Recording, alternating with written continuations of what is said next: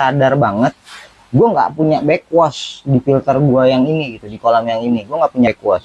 Otomatis kalau gue mau bersihin gue harus cabut brush dan akhirnya itu disedot, disipon pakai pakai selang gede gitu biar bersih. Setelah nanti air itu kebuang, otomatis kan endapan ada. Nah mau nggak mau dibersihin itu, kita bersihin pakai busa lah, busa yang tebal gitu, yang penting lumpurnya itu bisa keluar. Dan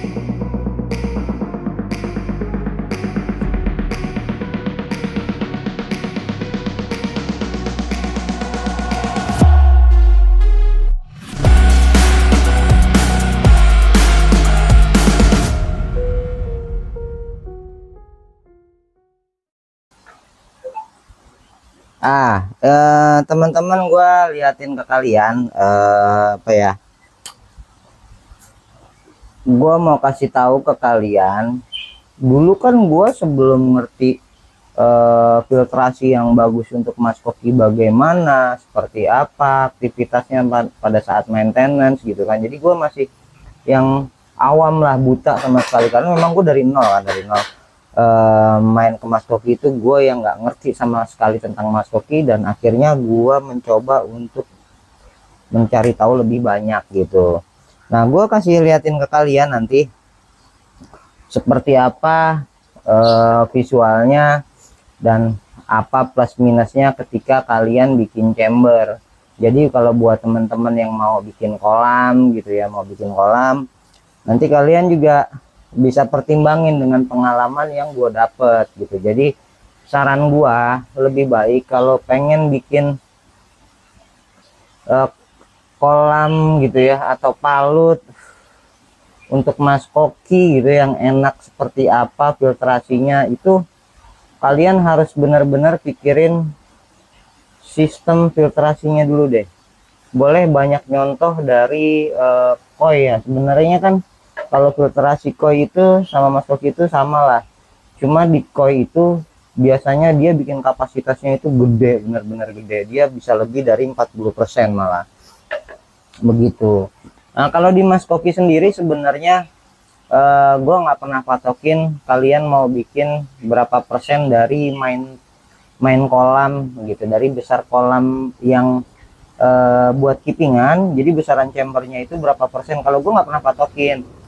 Kenapa gue bilang kayak gitu? Itu akan balik lagi ke karena sangat berpengaruh. Pertama, space, tempat yang kalian punya gitu. Kalau kalian punya kolamnya terbatas gitu, tapi pengen kolamnya itu gede, space untuk filtrasinya misalnya agak lebih sempit, lebih kecil, nggak masalah. Yang penting kalian tahu cara maintenance, itu yang gue bilang. Tapi kalau memang tempatnya lebih luas gitu ya, terus memang tidak mengganggu aktivitas yang lain, kalian bisa punya kolam dengan spesimen kolamnya lebih besar dan punya kapasitas chamber yang lebih besar, itu malah lebih bagus gitu. Ini langsung gue liatin deh kenapa apa ya, gue berani ngomong kayak gini, karena ketika gue sudah masuk ke tahun ketiga, tahun keempat setelah gue main mas koki, dan gue akhirnya menyadari betul bahwa filtrasi itu sangat penting untuk pembesaran mas koki. Nanti lo juga akan ngerti sendiri gitu. Ini gue agak bingung ngungkapinnya karena memang gue udah nggak terlalu biasa pakai bahasa yang baku, karena gue keseharian gue sekarang jadi tukang ikan, bukan lagi kontraktor, bukan lagi gue yang orang instansi, gue bukan pegawai, bukan apa segala macam gitu. Jadi gue udah pure, gue jadi tukang ikan, bahasa gue ya kayak gini gitu. Semoga bisa diterima aja gitu. Gue liatin di kolam gue gitu, ini kan nanti gue kasih lihat ke kalian, itu kakak Pendi lagi bersih kolam. Dia bersihin itu brush gitu, karena di filter pertama gue itu gue pakai brush. Nah kebetulan di selah antara filter itu gue waktu itu bikin agak lebih besar gitu, karena gue sadar banget gue nggak punya backwash di filter gue yang ini gitu, di kolam yang ini gue nggak punya backwash. Otomatis kalau gue mau bersihin gue harus cabut brush dan akhirnya itu disedot, disipon pakai selang gede gitu biar bersih. Setelah nanti air itu kebuang, otomatis kan endapan ada. Nah mau nggak mau dibersihin itu, kita bersihin pakai busa lah, busa yang tebal gitu, yang penting lumpurnya itu bisa keluar. Dan dibilasnya pun jadi berkali-kali, jadi nggak efisien, nggak efektif daripada chamber yang punya backwash. Kalau punya backwash enak, tinggal buka doang gitu kan. Seperti gue pernah bikin konten tentang palut indukan gua gitu loh, nanti akan gue naikin lagi deh di YouTube gitu, sistem filtrasi gua di palut yang lumayan gede, tapi filternya gue cuman, chambernya kalau nggak salah gue cuman bikin ya paling 10% lah gitu, karena kolam gua itu 3,5 meter, ya paling chambernya lebar chambernya gue cuman 35 sentian gitu. Medianya juga simpel, dan bagiannya ya cuma 4 bagian juga, chamber pertama, chamber kedua, chamber ketiga, dan terakhir pompa, sama persis kayak yang ini gitu loh. Ini balik lagi gue jelaskan, sebenarnya nggak ada masalah ketika kita tahu cara maintenance gitu. Jadi kalian mau bikin chamber kapasitasnya 10% atau lebih dari 30%, yang sudah jelas kalau lebih dari 30% itu kan pasti udah lebih bagus gitu kan, nggak masalah.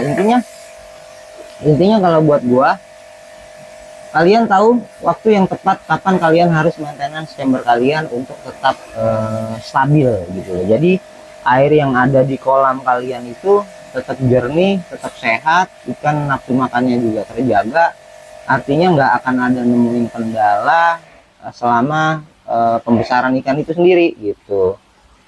Ini kalau gue detilin langsung, kita sama-sama liatin di video yang gue tayangin kayak gini nih. Ini kakak Pendi kan lagi bersihin ya, bersihin brush, udah dikeluarin semua, disemprot gitu kan, pakainya apa cleaner ya, kita semprot biar lebih cepat, lebih mudah. Nah nyucinya cuman begitu doang kok, nggak sampai harus bersih banget. Nah ini langsung ke chamber pertama, chamber 2 yang tadi gue bilang ke kalian, ini nggak ada backwashnya gitu. Chamber 2, chamber ketiga isinya seperti biasa. Kalau di gua paling atas itu apa namanya, karang jahe, di bawahnya batu gombong semua, batu apung lah gitu kalau kalian lebih gampang. Itu kayak begitu. Ini gue liatin langsung dari atas gitu, gue jelasin tidak ada backwash gitu, nggak ada lubang buang nih, outputnya nggak ada. Jadi mau nggak mau kita harus sipon air itu pakai selang yang besar, yang gede gitu kan. Nah ini kendala ketika kalian nggak bikin backwash, kalau nyuci kalian harus kayak begitu. Jadi gue saranin sama kalian, ketika kalian memang mau bikin filter, pertimbangkan betul sistem sirkulasinya, baik kotoran yang masuk, nanti cara maintenance ngebuangnya seperti apa biar segampang mungkin.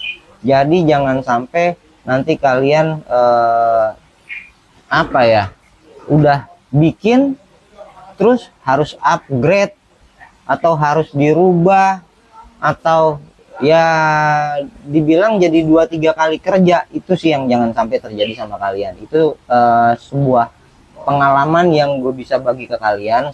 Ketika kalian yang lagi mau bikin kolam, pertimbangkan betul mengenai filtrasi, tanya yang sudah benar-benar punya pengalaman. Jadi jangan sampai bikin 2-3 kali, akhirnya efeknya ngeluarin biaya, juga terkendala mengenai waktu sih, terutama sayang kan waktu terbuang. Kalau udah jadi bongkar otomatis ya harusnya kita udah happy nikmatin ikan, grooming ikan, akhirnya ya harus ngurusin chamber lagi.